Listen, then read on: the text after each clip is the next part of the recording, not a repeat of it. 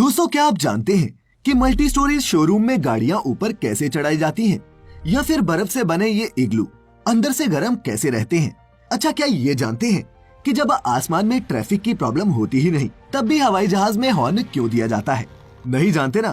तभी तो कहता हूँ, हर फ्राइडे देखा करो फैक्टिफाइड हिंदी के ये एपिसोड्स, क्योंकि यहाँ आपको कुछ भी ज्ञान नहीं परोसा जाता। चुनकर लाता हूँ मैं आपके लिए 10 ऐसे फैक्ट्स जो आपको पहले से और सजग और समझदार और जिम्मेदार बनाए। तो फैक्टिफाइड हिंदी के हर एपिसोड को अपने दोस्तों और रिश्तेदारों के साथ भी शेयर करें और उन्हें भी दे मौका फैक्टिफाइड होने का। तो चलिए अब बांध लीजिए अपनी अपनी कवर पेटियां और जरा भी देरी ना करते हुए शुरू करते हैं आज का ये रोमांचक सफर। Factified, facts on your face. Fact number 1। दोस्तों, क्या आप जानते हैं कि हवाई जहाज में भी हमारी गाड़ियों की ही तरह हॉर्न दिए होते हैं, लेकिन आसमान में तो कोई ट्रैफिक होता ही नहीं, और अगर बीच हवा में कोई प्लेन हॉर्न का इस्तेमाल भी करे तो शायद ही उसे कोई सुन पाएगा। तो यहाँ सवाल ये उठता है कि ये हॉर्न आखिर किस काम आते हैं? अब दोस्तों, ये तो साफ है कि हवाई जहाज में ये हॉर्न एयर ट्रैफिक के लिए नहीं दिए जाते। दरअसल ये प्लेन में होते हैं उनके ग्राउंड पर मूवमेंट के लिए। दोस्तों, एक एयरप्लेन के हॉर्न और आपकी गाड़ी के हॉर्न में बेसिक फर्क ये होता है कि जहां हम गाड़ी के हॉर्न का इस्तेमाल सामने वाले को अलर्ट करने के लिए करते हैं, वहीं प्लेन के पायलट्स हॉर्न का इस्तेमाल कम्युनिकेशन के लिए करते हैं। हवाई जहाज का हॉर्न एक हाई पिच की बेल जैसी आवाज प्रोड्यूस करता है, जिसका इस्तेमाल अक्सर ग्राउंड पर काम कर रहे मैकेनिकल या फिर रिफ्यूलिंग स्टाफ का ध्यान अपनी ओर खींचने के लिए किया जाता है। इस हॉर्न की हाई पिच रखने के पीछे का मकसद ये होता है कि प्लेन के इंजन और एयर कंडीशनिंग से आने वाली बेतहाशा आवाज के बीच भी स्टाफ इसे सुन पाए और पायलट की इंस्ट्रक्शंस पर ध्यान दे पाए। इसके अलावा हैंगर में प्लेन को पार्क करते हुए और उसे वहां से निकालने के समय भी हॉर्न का इस्तेमाल किया जाता है। तो दोस्तों, अब तो आप समझ ही गए होंगे कि हवाई जहाज में हॉर्न किस काम आता है। Fact number 2।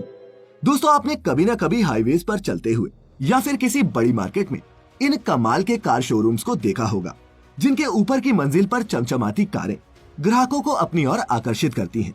ऐसे में कुछ शोरूम्स तो बड़े होते हैं और उनकी बिल्डिंग्स के अंदर ही कार को ऊपर तक लाने के लिए रैंप्स बने होते हैं, लेकिन ज्यादातर शोरूम्स इतने बड़े नहीं होते। तो दोस्तों, वो करते क्या है कि डिस्प्ले वाली मंजिल पे ऐसी कांच की फुल विंडो पैनल्स बनवाते हैं जो मर्जी के मुताबिक खुल और बंद हो सके, और फिर कार अंदर से पहुंचाने की बजाय बाहर से इस मैकेनिकल लिफ्ट की मदद से ऊपर वाली मंजिल तक पहुंचा देते हैं। तो अगर आप भी पहले ये सोचकर चकरा जाते थे कि कार ऊपर पहुंचती कैसे होगी, तो अब आप इसका जवाब जानते हैं। Fact number 3। दोस्तों, आपने किताबों में पढ़ा होगा या फिर टीवी पर देखा होगा कि बर्फीले इलाके के लोग कैसे बर्फ के ये इग्लू बनाकर उसमें रहते हैं। ये इग्लू उन्हें खराब मौसम से तो बचाते ही हैं, साथ ही उन्हें गर्म भी रखते हैं। ऐसे में क्या आपके मन में कभी ये सवाल आया है कि जब इग्लू बनता ही बर्फ से है तो वो अंदर से गर्म कैसे हो सकता है? अगर हाँ, तो दोस्तों बता दूं कि ये बात बिल्कुल सही है कि इग्लू बनता बर्फ से है, लेकिन ये बात भी सही है कि बर्फ हीट की एक एक्सीलेंट इंसुलेटर है। तो इससे होता क्या है कि जो भी हीट एक इग्लू के अंदर प्रोड्यूस होती है वो अंदर ही ट्रैप्ड रहती है और हवा को बाहर के मुकाबले गर्म रखती है। इसके अलावा एक इग्लू की बनावट भी उसके सही से काम करने के लिए बेहद महत्वपूर्ण है। एक इग्लू का दरवाजा हमेशा नीचे की तरफ रखा जाता है, जो आपको पहुंचाता है इग्लू के निचले हिस्से में। लेकिन दोस्तों, सोने के लिए इस हिस्से का नहीं बल्कि एक ऊंचे हिस्से का इस्तेमाल किया जाता है। वो इसलिए क्योंकि गर्म हवा हल्की होती है और वो इग्लू के ऊपरी हिस्से पर इकट्ठी होती रहती है, जबकि बाहर से आने वाली ठंडी हवा इग्लू के निचले हिस्से तक ही पहुंच पाती है। आर्कटिक के नेटिव्स जो इग्लू बनाते हैं उनमें तो आप आग भी जला सकते हैं। साथ ही दोस्तों, ये भी बता दूं कि एक इग्लू इतना भी कंफर्टेबल नहीं होता कि आप टी शर्ट में घूम सके। लेकिन आपको जानकर हैरानी होगी कि एक इग्लू और बाहर के तापमान में 15 से 20 डिग्री सेल्सियस का भी फर्क हो सकता है। Fact number 4। दोस्तों, जहां अपने देश में आदत है कि जब कभी भी लाइट चली जाती है तो हम लोग इलेक्ट्रिसिटी बोर्ड के लोगों को कोसने लग जाते हैं, क्योंकि ज्यादातर वक्त गलती भी उन्हीं की होती है। लेकिन क्या आप जानते हैं कि अमेरिका में जब लाइट जाती है तो लोग इलेक्ट्रिसिटी बोर्ड को नहीं बल्कि गिलहरियों को कोसने लगते हैं? जी हाँ, सुनने में ये अटपटा जरूर लग सकता है, लेकिन दोस्तों, अमेरिका में पावर आउटेज का सबसे बड़ा रीजन ये गिलहरियां और इनके कुछ कजन्स ही हैं। अमेरिका में ये प्रॉब्लम इतनी बड़ी है कि उनकी पब्लिक पावर एसोसिएशन कई सालों से एक स्क्विरल इंडेक्स मेंटेन कर रही है, जिसमें इन गिलहरियों से होने वाली पावर आउटेजेस का हिसाब रखा जाता है। आपको जानकर हैरानी होगी कि अमेरिका में हर साल औसतन 3000 से भी ज्यादा पावर शटडाउन्स सिर्फ इन स्क्विरल्स की वजह से होते हैं। ये स्क्विरल्स बिजली की तारें चबा जाती हैं, पावर केबल्स काट देती हैं और अंडरग्राउंड सेंसर्स तक को बेकार कर देती हैं, जिससे हर साल हजारों करोड़ का नुकसान स्टेट को झेलना पड़ता है। और पुराने अनुभवों को देखते हुए लगता भी नहीं कि इस प्रॉब्लम का जल्दी कोई सॉल्यूशन निकल पाएगा। खैर, हम बढ़ते हैं आगे। Fact number 5। दोस्तों, आपने दुनिया में कई महान शख्सियतों को एक से एक अजीबोगरीब चीजें खाते हुए देखा होगा, लेकिन क्या कभी आपने किसी ऐसे इंसान के बारे में सुना है जिसने पूरा का पूरा एक हवाई जहाज ही खा लिया हो? जी हाँ, आपने बिल्कुल सही सुना, एक पूरा प्लेन। दोस्तों, ये है फ्रेंच एंटरटेनर मिशेल लोटीटो, जिन्हें मॉन्सियोर मैग्नेटाउट के नाम से भी जाना जाता है। 1950 में ग्रेनोबल फ्रांस में जन्मे मिशेल जब 9 साल के थे, तब से उन्हें ऐसी इनडाइजेस्टिबल चीजें खाने का शौक चढ़ गया जिन्हें कोई आम इंसान खाने की सोच भी नहीं सकता, जैसे कि कांच या फिर मेटल। धीरे धीरे ये शौक उनके पेशे में बदल गया और अपने करियर के दौरान मिशेल 18 साइकिल, 7 टीवी सेट, एक कंप्यूटर खाने के बाद 1 टन का सेस्ना 150 प्लेन भी खा गए। उन्होंने ये प्लेन एक ही दिन में नहीं खा लिया, बल्कि इसे खाने में उन्हें 1978 से 1980 तक पूरे 2 साल का वक्त लगा। जब मिशेल को डॉक्टर्स के पास ले जाया गया तो डॉक्टर्स ने बताया कि मिशेल बिल्कुल सही सलामत है और ये कमाल है उनके मोटे और मजबूत पाचन तंत्र का। और दोस्तों, आपको जानकर हैरानी होगी कि 2007 में 57 साल की उम्र में मॉन्सियोर मैग्नेटाउट की मृत्यु प्राकृतिक कारणों के चलते हुई। Fact number 6। दोस्तों, गीजा के मशहूर पिरामिड्स आज से 4500 साल से भी ज्यादा पहले बनाए गए थे, लेकिन उन्हें आज भी दुनिया के अजूबों में गिना जाता है। जानते हैं क्यों? वो इसलिए है क्योंकि उनकी कंस्ट्रक्शन इतनी नायाब है कि वो आज के समय में सभी क्रेन्स, हेलीकॉप्टर्स और ट्रक्स होने के बावजूद भी नामुमकिन सी लगती है। अच्छा, आप ही सोच कर देखिए, एक पिरामिड जो 756 फीट लंबा है चारों तरफ से और 481 फीट ऊंचा है, जिसके बनने में 23 लाख ऐसे तराशे हुए पत्थर लगे हैं, जिनमें से हर एक का वजन औसतन 3 टन है।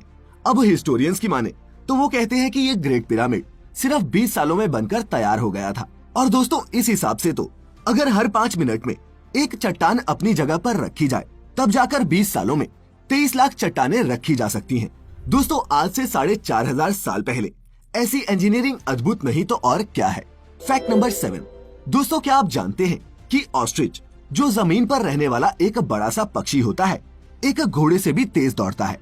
जी हाँ, अपने टेंडन्स में कमाल की इलास्टिक एनर्जी स्टोर किए ये पक्षी बहुत तेज और बहुत देर तक दौड़ सकते हैं। ऑस्ट्रिच चाहे उड़ नहीं सकता, लेकिन इलास्टिक एनर्जी की वजह से इसे दौड़ने में ज्यादा एनर्जी नहीं खपानी पड़ती और जरा से एफर्ट से ही ये हवा से बातें करने लगता है। 23 मील प्रति घंटा की अधिकतर स्पीड से दौड़ने वाला ये ऑस्ट्रिच एक इंसान से 2 गुना तेज दौड़ सकता है। और अगर कभी इसका पाला आपसे पड़ जाए तो इसकी सुपर किक से जरा बच के रहिएगा। Fact number 8। दोस्तों, क्या कभी आपने रोड पर 3D ज़ीब्रा क्रॉसिंग देखी है? अगर नहीं तो बता दूं कि अहमदाबाद और दिल्ली के कुछ हिस्सों में इन 3D ज़ीब्रा क्रॉसिंग्स का ट्रायल किया गया, जिसमें ये सामने आया कि ये नॉर्मल ज़ीब्रा क्रॉसिंग से 20% ज्यादा इफेक्टिव है। पैदल चलने वालों को सुरक्षित करने के साथ साथ ये डिजाइन स्ट्रीट्स की सुंदरता को भी बढ़ाते हैं। लेकिन आपको ये जानकर हैरानी होगी कि इन 3D ज़ीब्रा क्रॉसिंग्स का आइडिया देने वाली थी गुजरात की माँ बेटी की ये जोड़ी। ये है सौम्या पांड्या और शकुंतला पांड्या। दोस्तों, ये जानते हुए कि हर साल हमारे रोड्स पर हजारों लोगों की जान एक्सीडेंट्स में चली जाती है, इन माँ बेटी का ये छोटा सा लेकिन कारगर आइडिया काबिले तारीफ है। Fact number 9। दोस्तों, अगर हिंदुस्तान की बेटियां अपने देश का नाम रोशन कर रही हैं, तो पाकिस्तान की बेटियां भी पीछे नहीं हैं।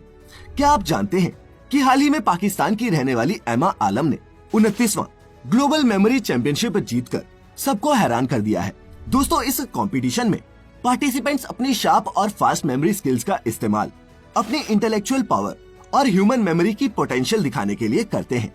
एमा और उसकी टीममेट सईदा जहरा ने इस बार दुनिया भर से आए 300 से भी ज्यादा पार्टिसिपेंट्स को सिर्फ हराया नहीं है, बल्कि कई वर्ल्ड रिकॉर्ड्स भी तोड़े हैं। और अब दोस्तों, वक्त हो चला है आज के इस वीडियो के आपके अपने योर ओन फैक्ट का, जो हमें इस बार भेजा है साहिल संजय रोडे जी ने। संजय लिखते हैं कि इंटरनेट का भी एक अपना वर्चुअल मैप बनाया गया है, जिसे आप भी www.internet-map.net पर जाकर देख सकते हैं।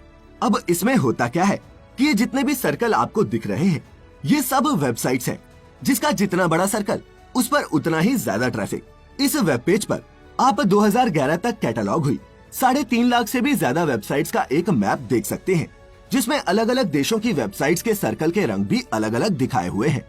इस इंटरनेट मैप की मदद से आप किसी रीजन या फिर देश की टॉप रैंकिंग वेबसाइट्स के बारे में तो जान ही सकते हैं, साथ ही वेबसाइट्स के आपस में लिंक्स के बारे में भी आपको यहाँ जानकारी मिल जाएगी।